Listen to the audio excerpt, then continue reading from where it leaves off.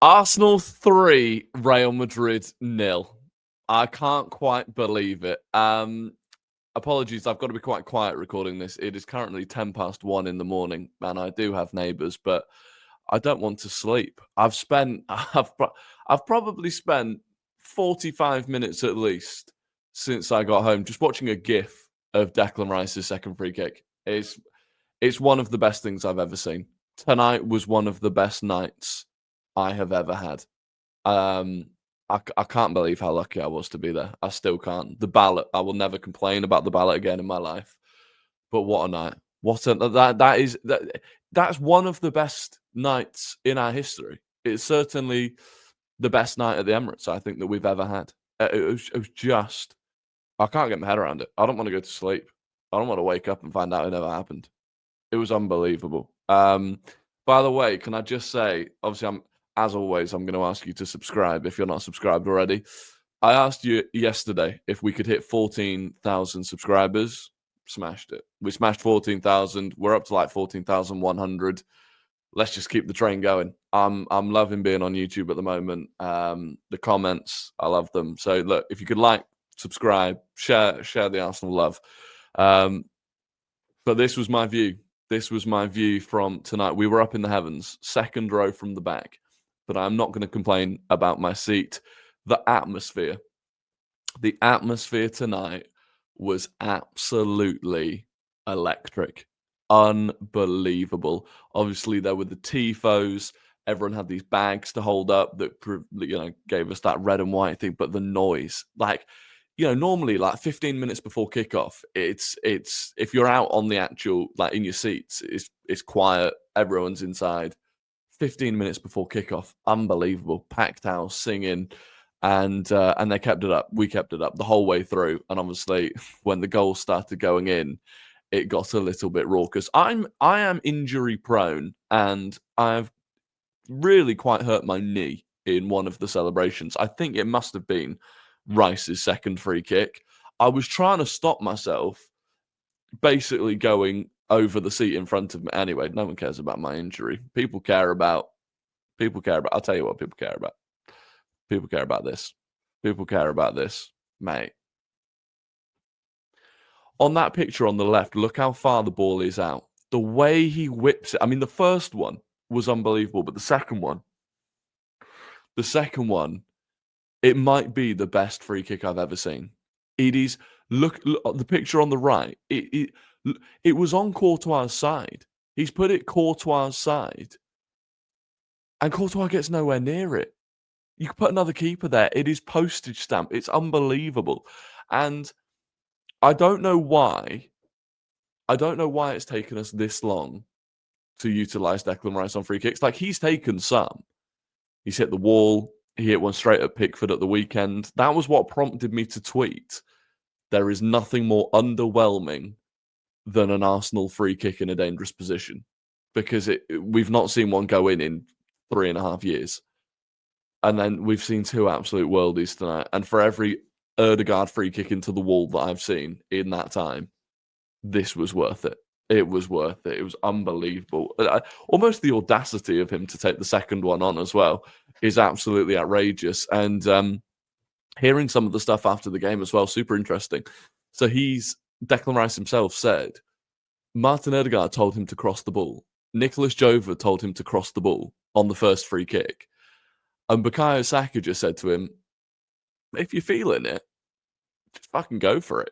Just go for it. And he went for it. And all I want now is a bit of consistency with that. I'm not expecting, what way is it? This way?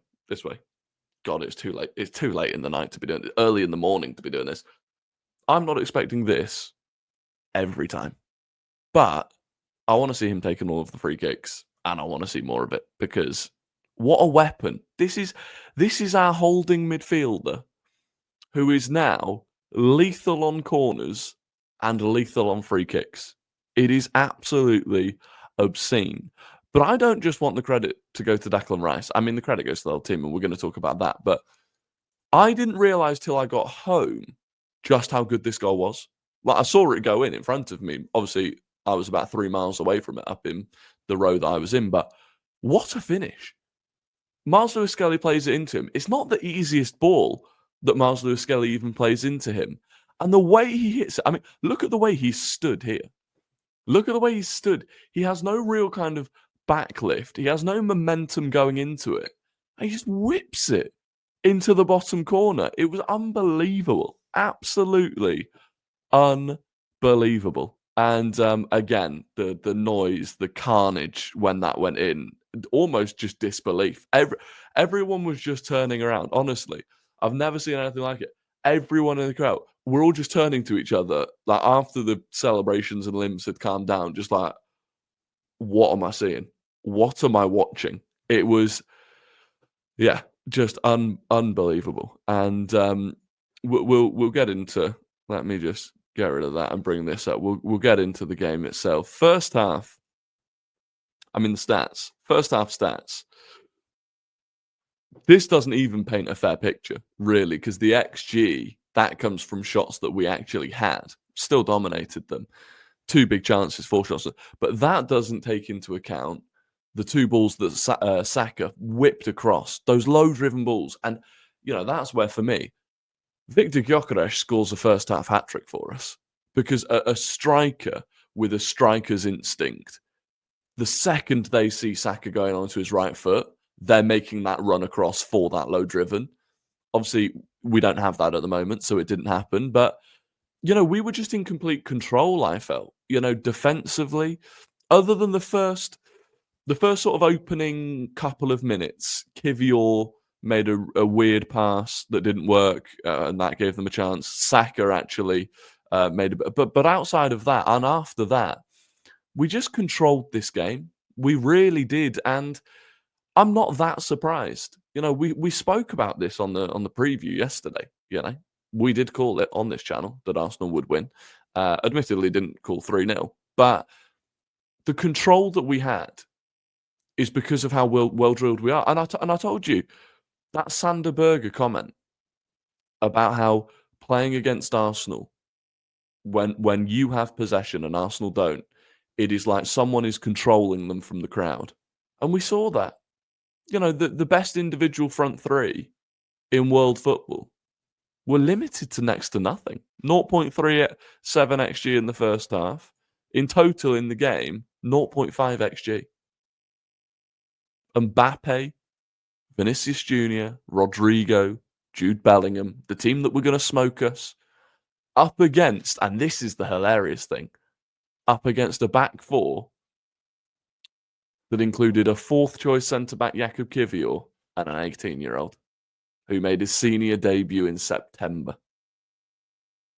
But because of how well-drilled we are, partially because of how immense Thomas Partey and Declan Rice are, partially because of the fact that we have a world-class centre-back in Saliba, and one of the best 1v1 defenders in the world right now in Jurriën Timber, and an excellent goalkeeper who was really good tonight. Won't get much praise, didn't have a huge amount to do, but coming for those high balls, people don't necessarily understand how useful it is, how beneficial it is to have a keeper that just comes and claims it, takes the pressure off you time and time again. Made a good save from Kylian Mbappe in one of the only real chances that they had.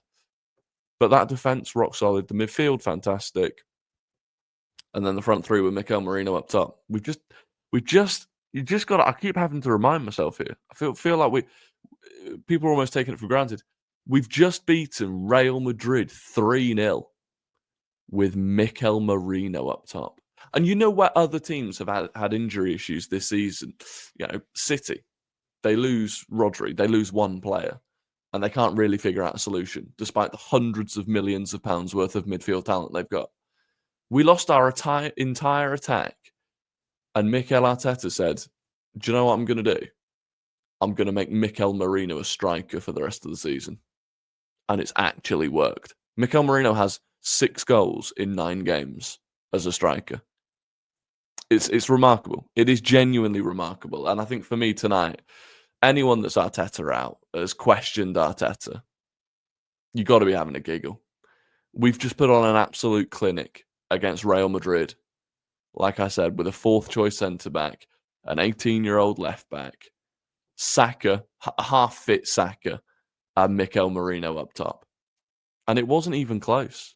Camavinga gets his red card. I think he was already suspended for the next leg anyway because he got a yellow. But he got a red card. And to be honest, if I'm actually honest with you, and I think we should say this even though we've won, I thought the referee was crap. I thought he was absolutely crap. I thought first half especially, every single minor foul, minor contact, he was giving them a free kick. There was one on, I think it was Rice on Modric he gave, Partey a couple of ones he gave. And if we won the ball from behind a player, he gave a free kick every time, even if we won the ball. Camavinga does like 3 or 4 of them, no fouls. Erdegaard got fouled twice in the space of 2 minutes, no fouls. I thought it was a joke. I actually thought I thought he was a joke. I thought he was a joke. So, well, I'm not going to be angry in this video, but it's important to be consistent, and I didn't think he was a good referee.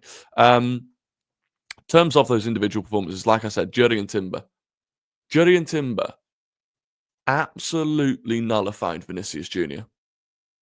Ballon d'Or, well, he didn't win the Ballon d'Or. Everyone said he should have won the Ballon d'Or. Won the most duels, 8 duels won in the game.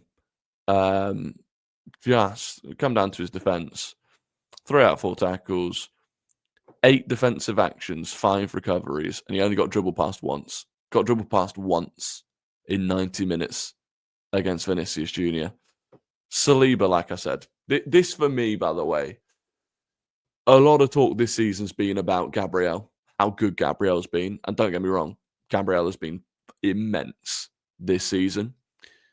And William Saliba, by his own admission, has not had his best season. But tonight, he had to step up as the real leader of the defence. With Jakub Kiwior next to him, he had to be the one commanding that defence. And he did. And he was sweeping up, mopping up any messes, reading the game so well. Pocketed Mbappe. Like, let's be real, pocketed Kylian Mbappe for the majority of that game. That was a proper world-class performance from him. Jakub Kiwior, mate, I've got so much respect for him.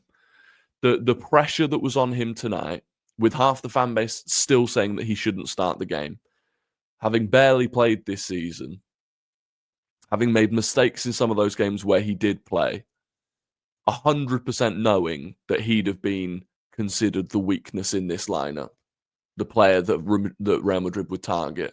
He stepped up. Yeah, shaky first 5 minutes, don't get me wrong. But after that, physically, really, really impressive. On the ball, incredibly comfortable. Didn't really make any big errors, or any errors that I can remember. Just a top performance. And Mikel Arteta said something after the game about the fact that Gabriel's been one of the best centre-backs in Europe, arguably our best player this season, but that he's not surprised that Kiwior stepped up. Because we don't sign bums anymore. We don't sign Shkodran Mustafis. Like, the fact that he's still in the squad is because Arteta rates him. And if Arteta rates him, he's probably pretty good at football. So I was really impressed with him. Miles Lewis-Skelly. I can't talk enough about Miles Lewis-Skelly. That performance, that tonight, that was Jack Wilshere against Barcelona. And that's not me exaggerating. That is not me exaggerating. He, not only did he rise to the occasion, but he owned it. Like, he dominated Rodrigo to the point where it was almost like he didn't even respect Rodrigo. He'd pick up the ball, he'd breeze past him, carrying it past him, bodied him time and time again, comfortable carrying it into midfield. Okay, I'll leave Rodrigo out there. I'll deal with that problem if I lose the ball, but I won't lose the ball, and I'll carry it through a midfield with Camavinga and Jude Bellingham. Just, it's outrageous. It's outrageous how good he is. And for the people that still try and criticize him, slander him, say that he's reckless, mate, no other 18-year-old defender is doing this at the moment. Maybe Kabasi. My knowledge of European football isn't good enough to make that claim, but unbelievable. Martin Erdegaard, I said this on a TikTok. He was probably the lowest performer of the team tonight. There were moments, flashes, where you're like, that's Erdegaard.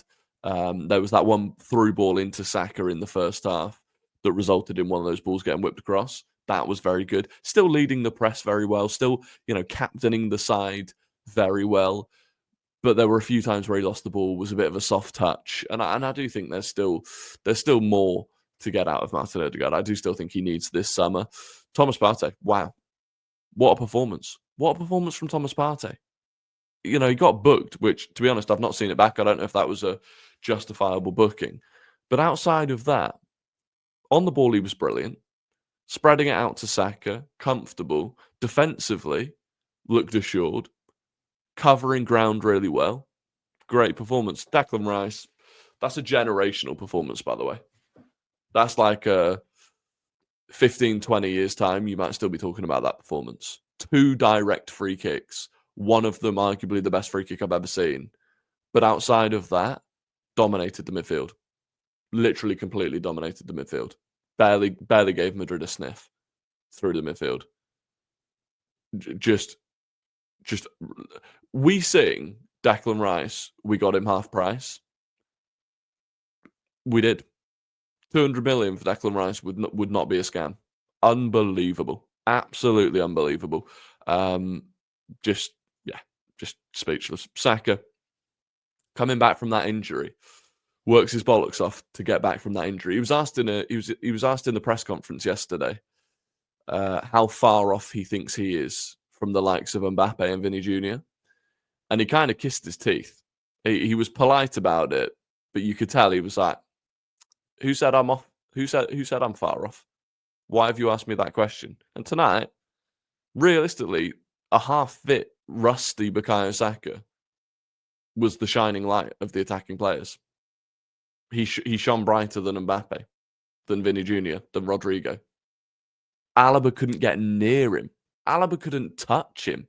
He was fucking frightened of him. Every time Saka got the ball, Saka could get the ball on the halfway line, face up against Alaba. They'd make it to the box before Alaba had attempted to do anything. He'd just back off and back off and back off. Unbelievable. Won both of the free kicks. When he hits full stride again,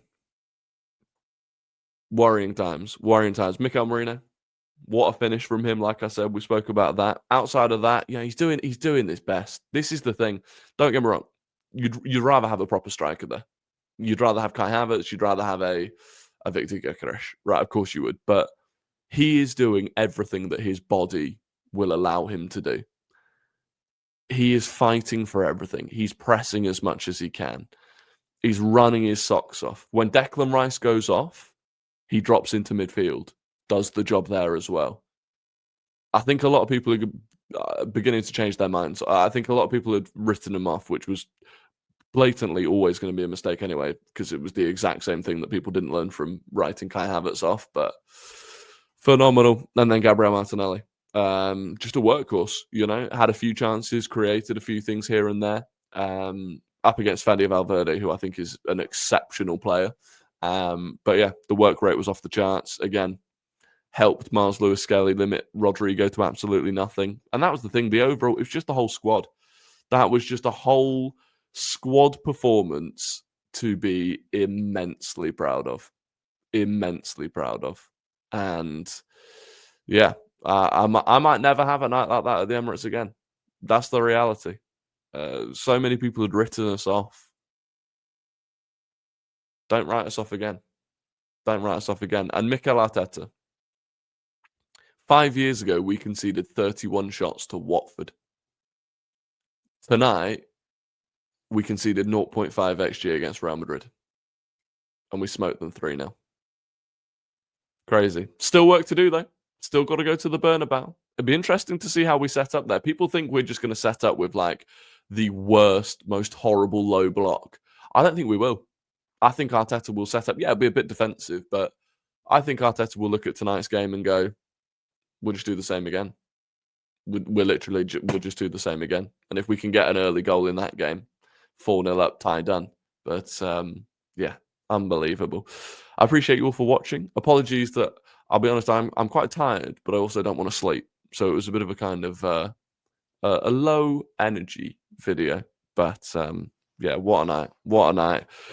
Tomorrow, we've got a watch-along on Big Up. Link is in the description to Big Up. That's where I do all of the watch-along streams. We'll be watching the the other Champions League games. Obviously, PSG against Aston Villa. We're most likely going to be playing one of them now. So that is exciting. And yeah, if you could like, subscribe if you've enjoyed the video. And I will catch you tomorrow with another one, because I'm uploading daily YouTube videos now, which is absolutely sensational. Have a good night and goodbye.